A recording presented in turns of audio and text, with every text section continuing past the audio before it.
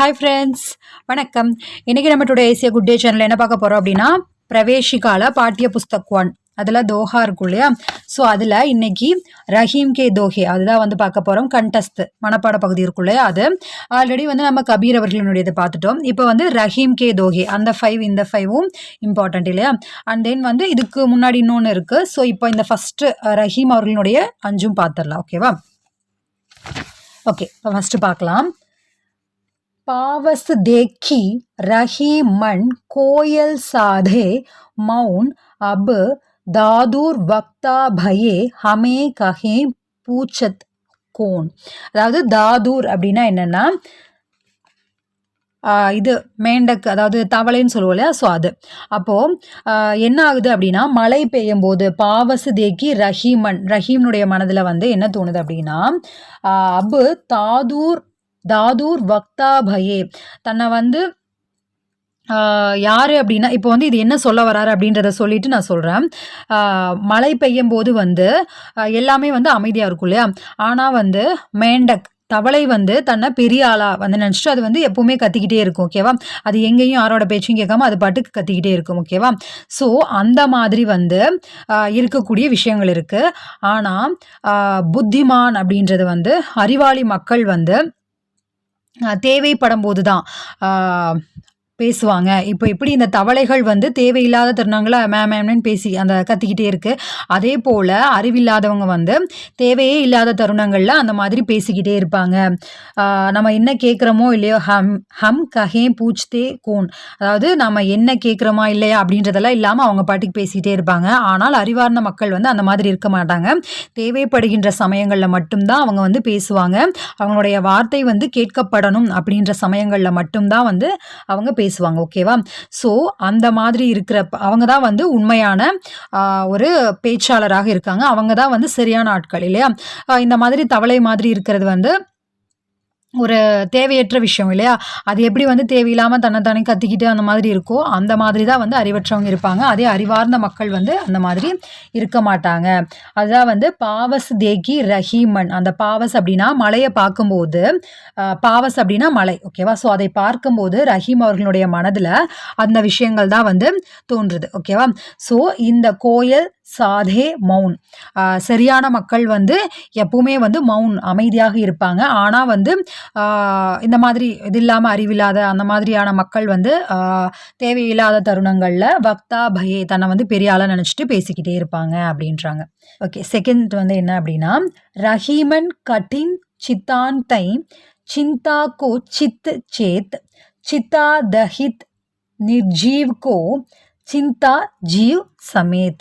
அதாவது இது என்ன சொல்கிறாரு அப்படின்னா, இதில் என்ன சொல்கிறாங்க, என்ன சொல்ல வர்றாரு அப்படின்றத சொல்லிட்டு நான் இதில் இருக்கக்கூடிய வார்த்தைகளை சொல்கிறேன். ஓகேவா.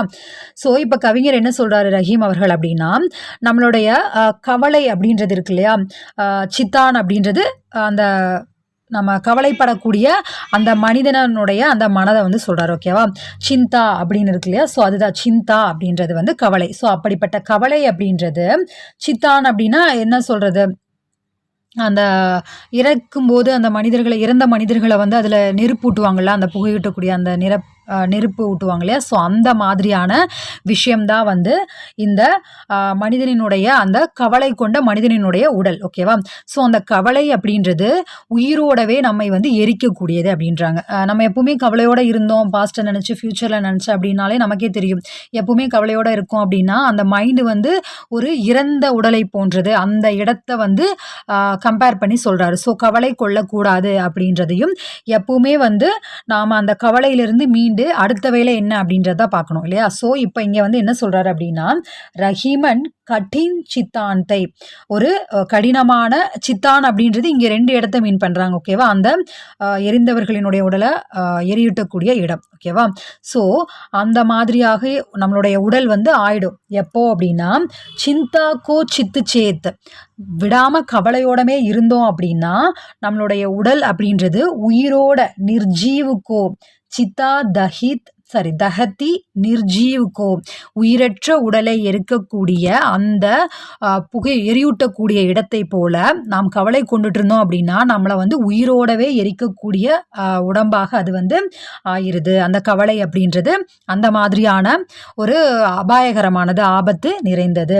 சிந்தா ஜீவ் சமேத், ஜீவ் அப்படின்னா உயிரோடு இருக்கும் போதே சமேத் எரிக்கக்கூடியது, உயிரோடவே நாமளை வந்து சமாதி கட்டிருச்சு அப்படின்னு சொல்லுவாங்களே. ஸோ அப்படி தான் வந்து இந்த கவலை அப்படின்றது. ரஹீமன் கட்டின் சித்தாந்தை சிந்தாக்கோ சித் சேத் சித்தா தஹதி நிர்ஜீவ்கோ சிந்தா ஜீவ் சமேத். ஓகேவா, அதுவாவது இறந்த உடலை தான் எரிக்கும். ஆனால் இந்த கவலை அப்படின்றது உயிரோடு இருக்கிறதே வந்து ஜீவ் சமேத், உயிரோடு இருக்கும் போதே எரிக்கக்கூடிய அளவுக்கு அது வந்து அபாயமானது.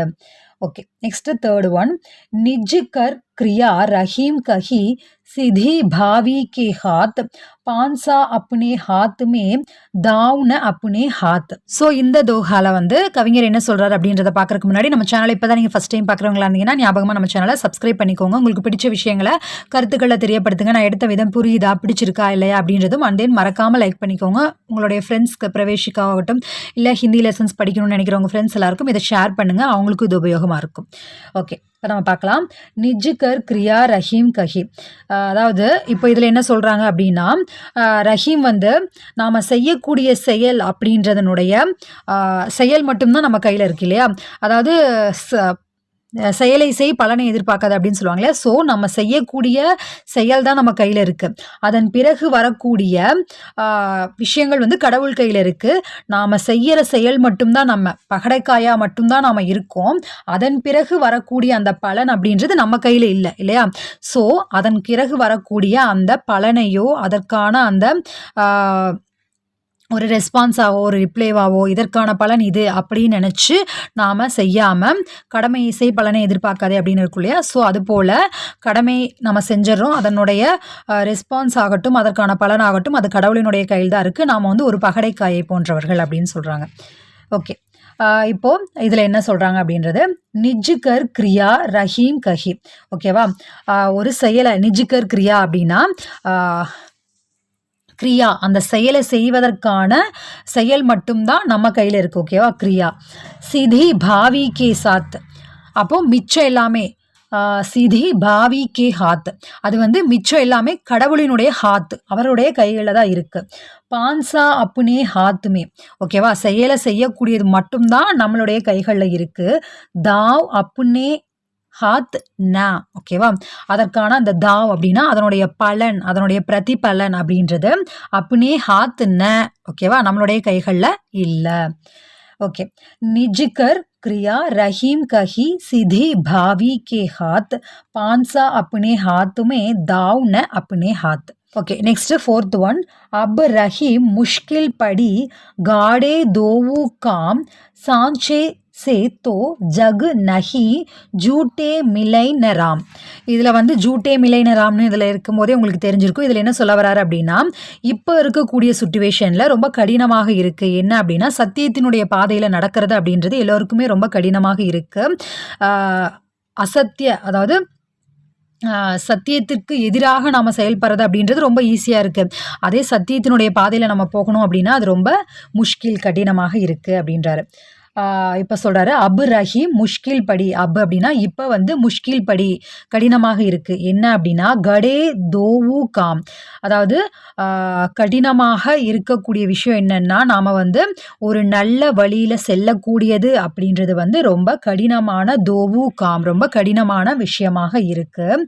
சாஞ்சே சே தோ ஜக் நஹி, அதாவது சாஞ்சே அப்படின்னா உண்மை. ஓகேவா, உண்மையினுடைய பாதையில் நாம் வந்து செல்வது அப்படின்றது இந்த உலகத்தில் ஜகு நஹி அப்படின்னா இந்த உலகத்தில் இப்போ இருக்கக்கூடிய சமூகத்தில் சுச்சுவேஷனில் அது வந்து செல்வது அப்படின்றது நஹி முடியாது.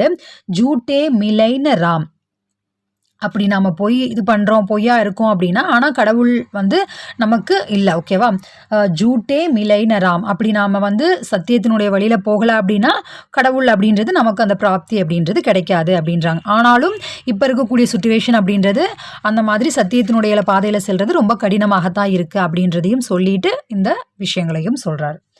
ஓகே, இப்போ 4th ஃபுல்லாக படிச்சிடலாம். அப் ரஹீம் முஷ்கில் படி காடே தோவு காம் சாஞ்சே சே தோ jug நஹீம் ஜூட்டே மிலைன் Ram. 5th one, ஓச்சோ com Bade கரை தோ ந படாயி ஹோய் ஜோ ரஹீம் ஹனுமந்த் கோ கிர்தர் கஹேன கோய். ஸோ இதில் என்ன சொல்கிறாங்க அப்படின்னா, ஒரு பெரிய வேலையை வந்து ஒரு சின்ன மனிதர் அப்படின்றவங்க செய்கிறாங்க அப்படின்னா அவங்களுக்கு அதற்கான பாராட்டுகள் அப்படின்றது கிடைக்காது. இதே வந்து ஒரு பெரிய ஆள் அந்த சின்ன விஷயத்தை செஞ்சால் கூட அவங்களுக்கான அந்த பாராட்டுகள் அப்படின்றது கிடைக்கும் அப்படின்றாரு. எப்படி அப்படின்னா, ஹனுமன் வந்து ரஹீம் ஹனுமந்துக்கோ, ரஹீம் வந்து சொல்கிறாரு, ஹனுமன் அவர்கள் அந்த மலையை தூக்கிட்டு போனார் இல்லையா, ஸோ அப்போ அவருக்கு கிடைச்ச அந்த அளவுக்கு அந்த புகழ் அப்படின்றது கிடைக்கல. இதே வந்து கிர்தர் கஹேன கோய், கிர்தர் அப்படின்னா மகாவிஷ்ணு அவர்கள் வந்து மகாவிஷ்ணு அவர்களோ இல்லை கிருஷ்ணர் அவர்களோ வந்து அந்த மலையை தூக்கிட்டு அப்படி இது பண்ணியிருந்தாங்க அப்படின்னா அவங்களுக்கு கிரிதர் அப்படின்ற அந்த பட்டம் கிடைச்சிருக்கும், மலையை தூக்கிய அந்த புகழ் அப்படின்ற அந்த பெயர் வந்து அவங்களுக்கு கிடைச்சிருக்கும் அப்படின்னு சொல்கிறாங்க. ஓகே, ஓச்சோ காம் படே கரை தோ ந படாயி கோய் ஜோ ரஹீம் ஹனுமந்துக்கோ கிர்தர் கஹேன கோய். ஓகே ஃப்ரெண்ட்ஸ், ரஹீம்னுடைய தோகை உங்களுக்கு புரிஞ்சிருக்கும்னு நினைக்கிறேன். புரிஞ்சிருக்கு அப்படின்னு நினச்சிங்கன்னா மறக்காமல் like, comment, share and subscribe பண்ணி நம்ம சேனலை சப்போர்ட் பண்ணுங்கள். எல்லா வீடியோஸுமே, அதாவது கத்தியா ஆகட்டும், நம்மளுடைய பிரவேசிகால இருக்கக்கூடிய எல்லா லெசன்ஸுமே வந்து எல்லாமே தனித்தனியான பிளேலிஸ்ட்டில் அவைலபிளாக இருக்குது. And then previous question papers ஆகட்டும், அதற்கும் தனியாக பிளேலிஸ்ட் இருக்குது, கொஷின் பேப்பர் வீடியோஸ். அப்புறம் வந்து எக்ஸாம்ஸ்க்கு எப்படி அப்ளை பண்ணணும் அப்படின்ற விஷயங்கள், அப்புறம் ஜென்ரலான டாபிக் எல்லாமே ஜென்ரல் டாபிக் அப்படின்ற பிளேலிஸ்ட்டில் இருக்குது. ஸோ இது போல் எல்லா விஷயங்களும் இருக்குது. அண்ட் தென் ஸ்போக்கன் ஹிந்திக்கும் தனியாக பிளேலிஸ்ட் இருக்குது. எல்லாமே உங்களுக்கு உபயோகமாக இருக்கும்னு நினைக்கிறேன். உபயோகமாக இருக்குது அப்படின்னு நினச்சிங்கன்னா மறக்காமல் like, comment, share and subscribe பண்ணி நம்ம சேனலை சப்போர்ட் பண்ணுங்கள். ஓகே ஃப்ரெண்ட்ஸ், பாய்.